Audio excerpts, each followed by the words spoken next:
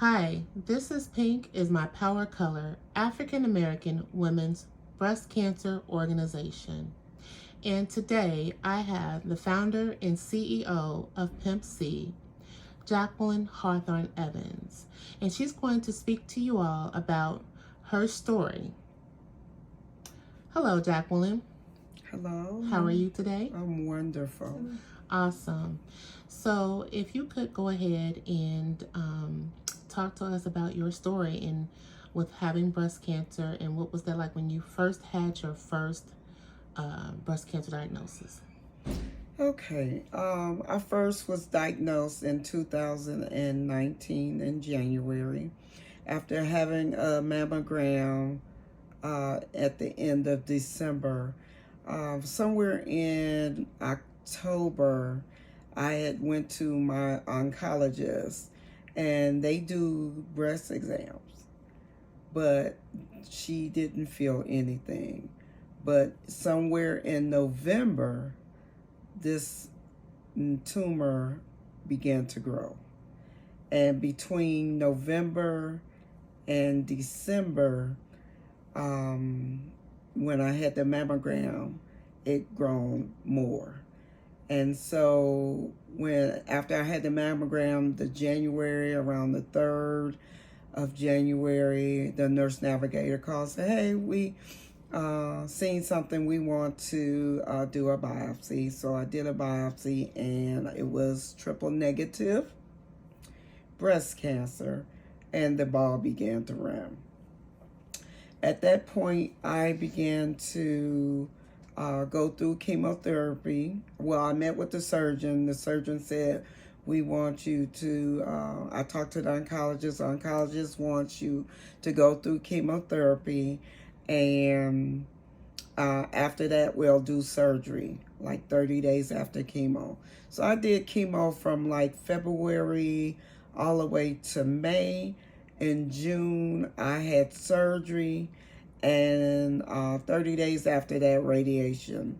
Also, as a preventive measure, I was on chemo oral medication for 6 months.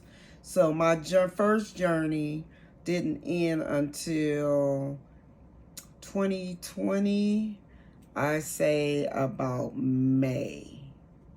When you say that you had to have surgery after the first rounds of chemotherapy, can you explain what you mean by surgery? What was the surgery? So my surgeon recommended a lumpectomy, which is a partial mastectomy. So where the tumor was located, they did not, it was on the edge of my breast, almost near, towards my armpit. So they had to remove that tumor. Okay. So after having had the surgery, was there any residual pain or that you went through or discomfort, or how was that process after having a lumpectomy? Well, after having the surgery, anytime they took lymph nodes from up under my arm, they took like 4 or 5.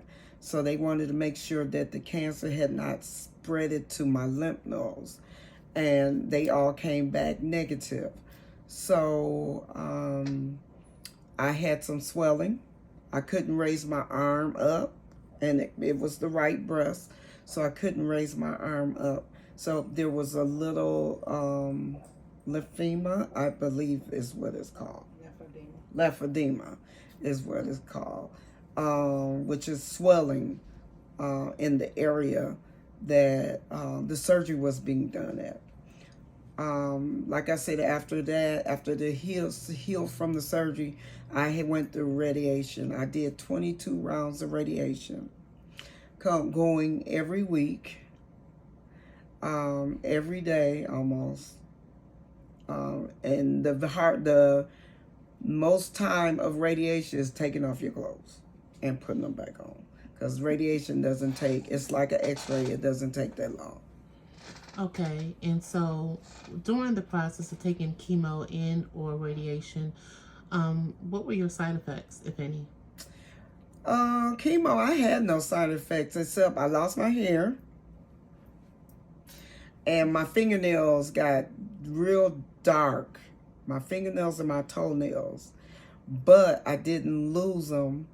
I have some neuropathy in my hands, in my fingers, and in my toes, and my feet. So they get numb. Sometimes my feet feel like pig feet. I got more in my feet than I do my fingers.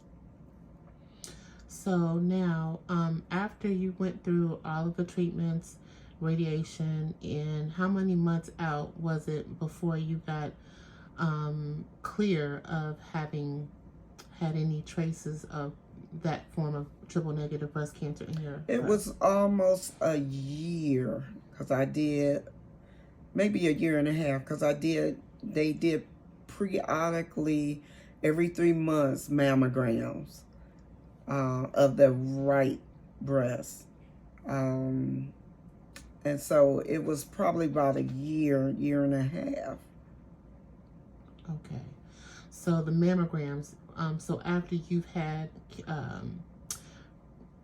radiation and chemotherapy, the mammograms are done to see if the growths have gone away. Like, what was the purposes of mammograms every so many months after that? To make sure that there was no more disease in that part of that breast at all. Okay.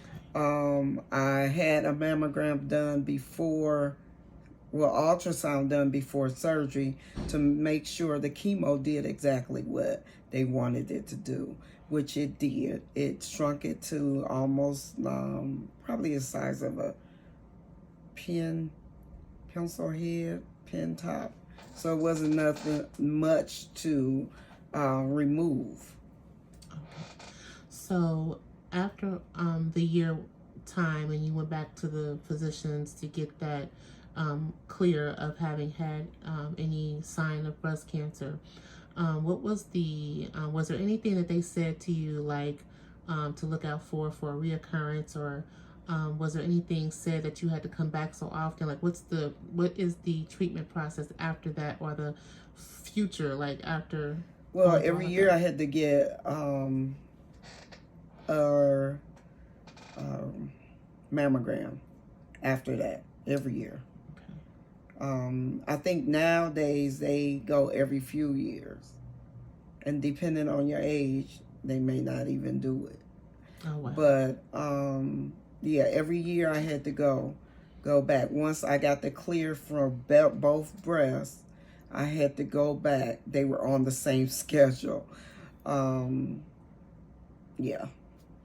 And one last thing, was there any kind of dietary things or things that were told to you to do during your process of going through this journey? Well, I had a personal trainer, and his wife was pretty much a nutritionist, a holistic person, and so she did a lot of my meal prep. She told me what herbs to begin to take, along with family members and other friends, and what to stay away from. What I realized is cancer thrives on sugar.